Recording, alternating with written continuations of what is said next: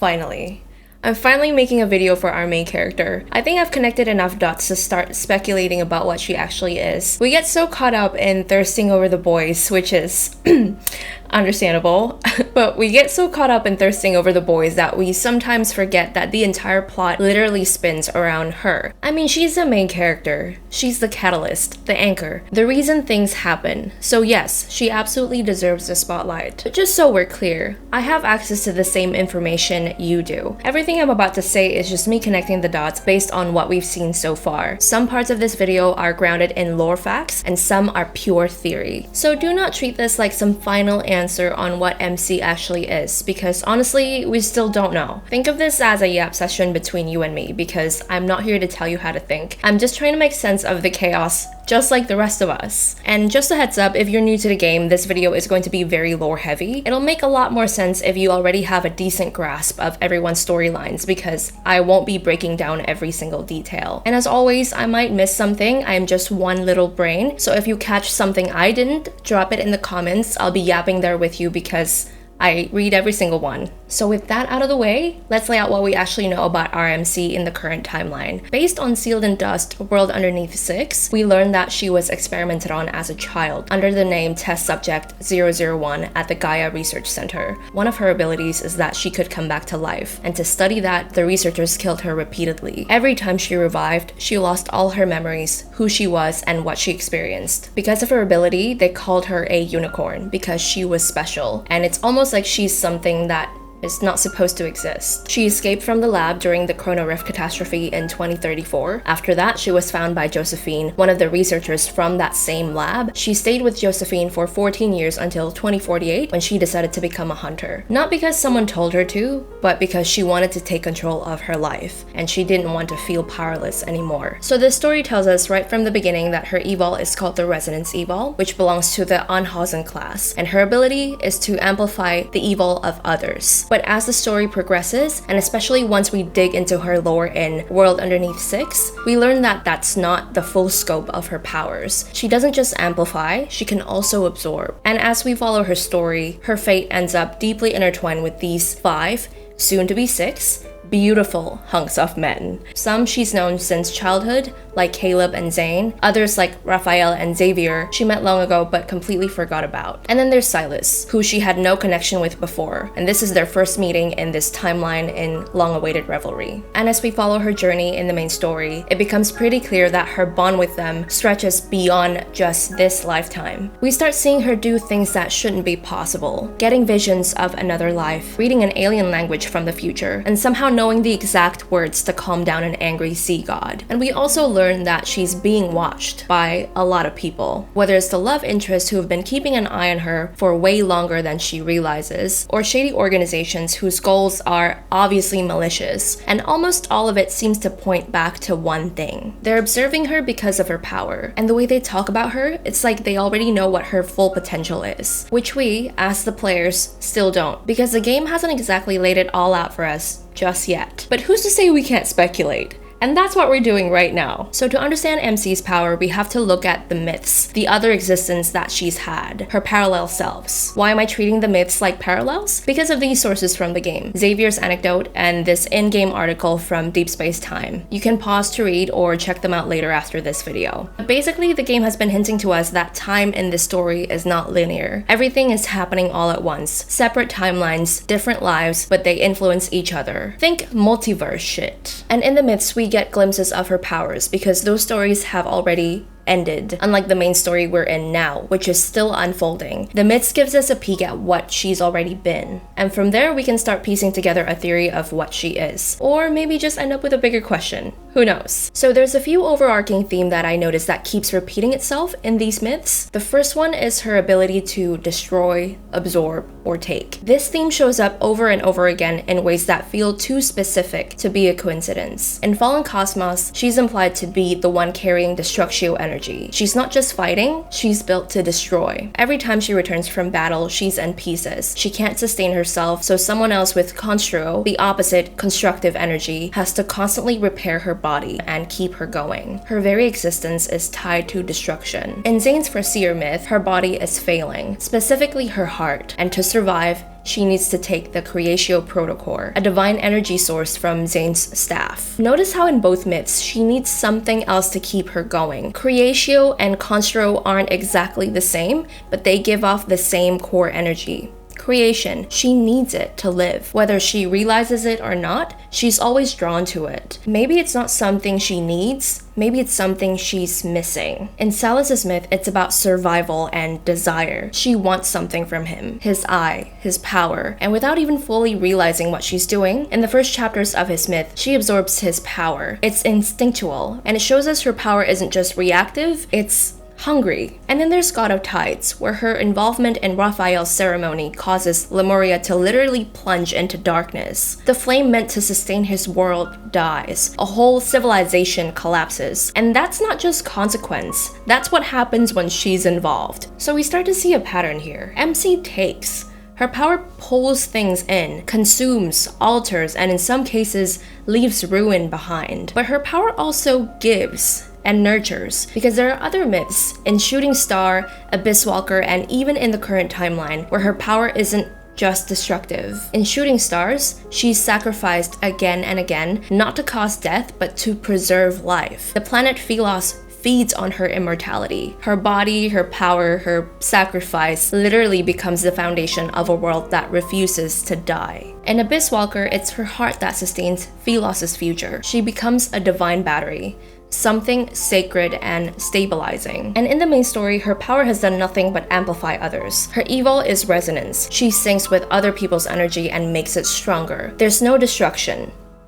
Not yet. So based on all of that, maybe it's not that she's good or bad. Maybe her power simply reacts. It mirrors the world around her. She doesn't just take or give, she resonates. And resonance is both. In physics, resonance is a phenomenon that occurs when a system vibrates with increasing amplitude due to external stimulation at its natural frequency. Basically, when two things are aligned just right, they amplify each other, and that can lead to harmony or chaos. Maybe that's why her power is so dangerous and why everyone's obsessed with it. She doesn't choose to take or give in every myth. It's like she naturally reflects or intensifies what she encounters. In some lifetimes, it devours, and in others, it nurtures. It's like she's a paradox, and the contradictions don't stop there. Across the myths, anecdotes, and even in the main story, MC is always caught in the middle of extremes. She's crucial yet unaware. She's the key to entire civilizations, but somehow always left in the dark. And she's a fixed point in a shifting universe, constant yet ever-changing. Her role, her relationships, her memories all shifts across timelines, but she's always her. So what do you call something like that?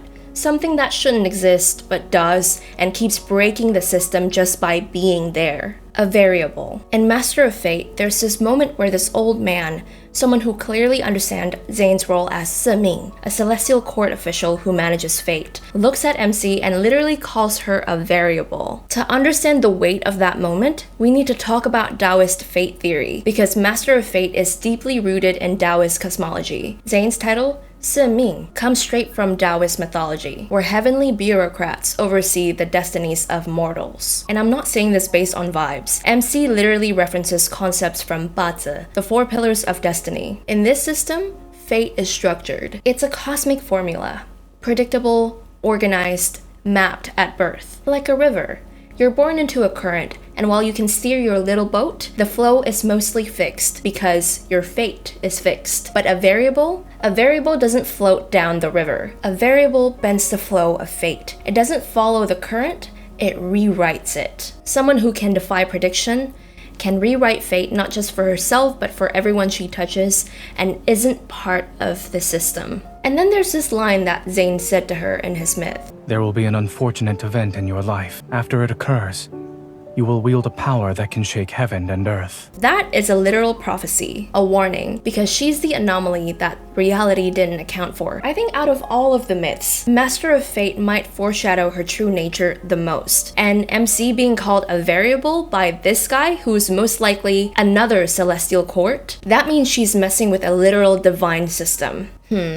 So many contradictions in so many lifetimes. All this brings me to this fascinating in-game article right here about consciousness. And it says, let's say there's an individual whose consciousness persists across the universe, and their consciousness isn't consumed or transformed. If they obtained all the consciousness energy belonging to them in each cycle of rebirth, could they become an omniscient and omnipotent god? Doesn't this perfectly describe our MC? Think about it.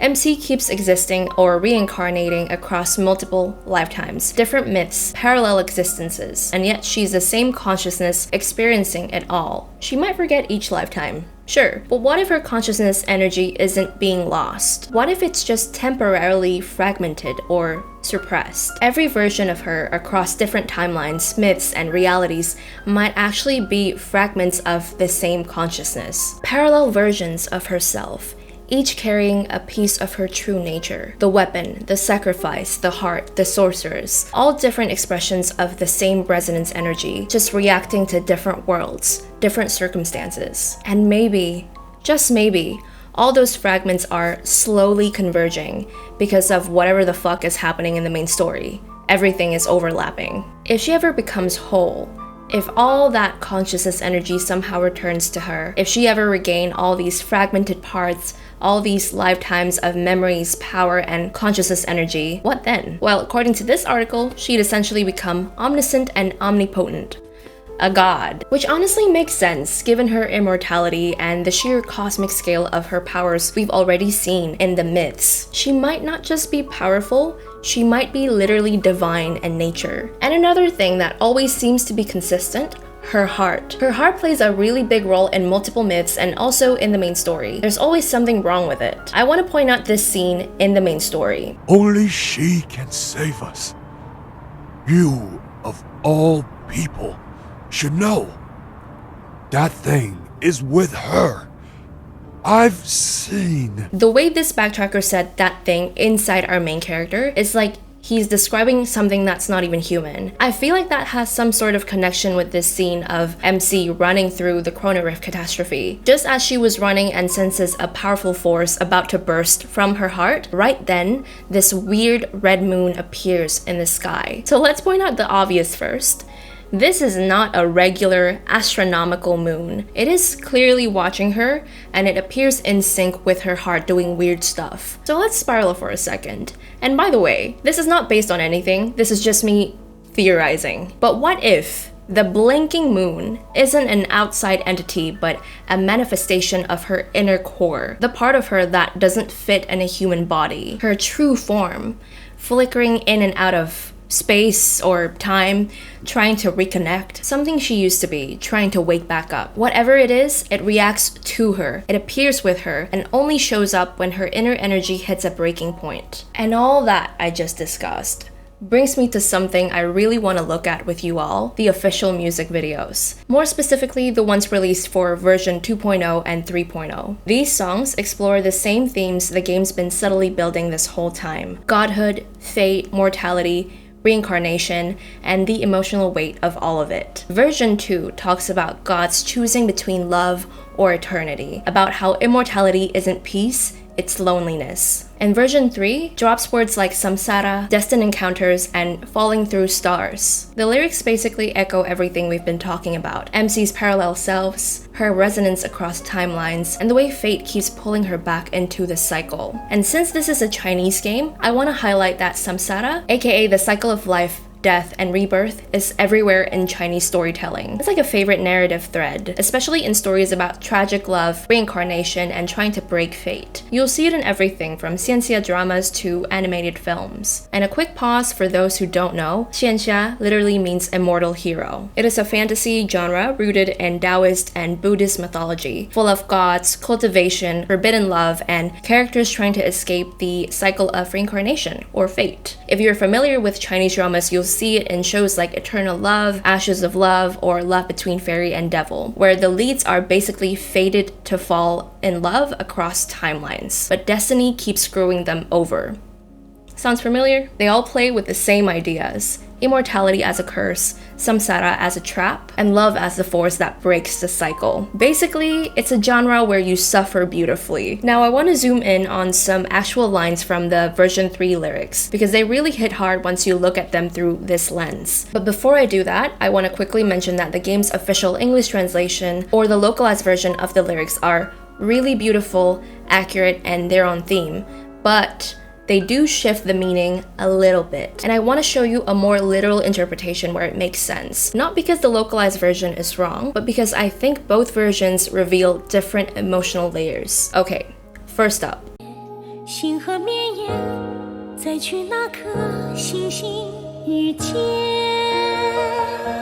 The localized translation for this line is, in this river of stars, once more the star will have a destined encounter. But the literal translation for this is, the stars, the Milky Way, or the universe stretches on which one will we meet again? The localized version definitely captures the same vibe. It's poetic, romantic, very destined encounter coded. But when you look at the literal translation, it's straight up multiverse coded. It sounds like MC drifting across timelines, reaching towards someone she used to know. It's not saying if they'll meet again, it's wondering where. The vibe is very similar in both versions, but the literal one just makes the parallel / multiverse theme way more obvious. And then there's this one. 轮回大千寻一生往返。 The localized translation for this is, in the grand cycle of reincarnation, I linger, reluctant to leave. The literal translation for this line is, through endless cycle of samsara, searching for a single echo that we, or I, can bear to leave. This is the line that really made me pause, because it doesn't just suggest reincarnation, it describes longing. MC might not remember everything in every timeline, but she's chasing something. She's willing to go through samsara, which is the endless cycle of suffering, because she's holding onto something. And it fits so well, the idea that she is a consciousness splintered across parallel lives, not just drifting, but drawn toward familiar echoes, people, moments, choices she can't let go of. The entire song is about endless cycles, multiverse reunions, love as something divine, painful, and enduring across timelines, and fate that's both beautiful and crushing. And all of this, it feels like a thematic blueprint. All of this reflects everything we've been seeing about MC. She's not fixed in one timeline, one version of herself, or one fate. She's all of them at once. A consciousness fractured and scattered, but somehow still her, still reaching, and still resonating across timelines. She's not meant to exist, and yet she does. She's not supposed to change the system, but she already has. She's a variable, a literal anomaly, someone who's breaking an entire divine system just by existing. So, does this prove anything about what she is?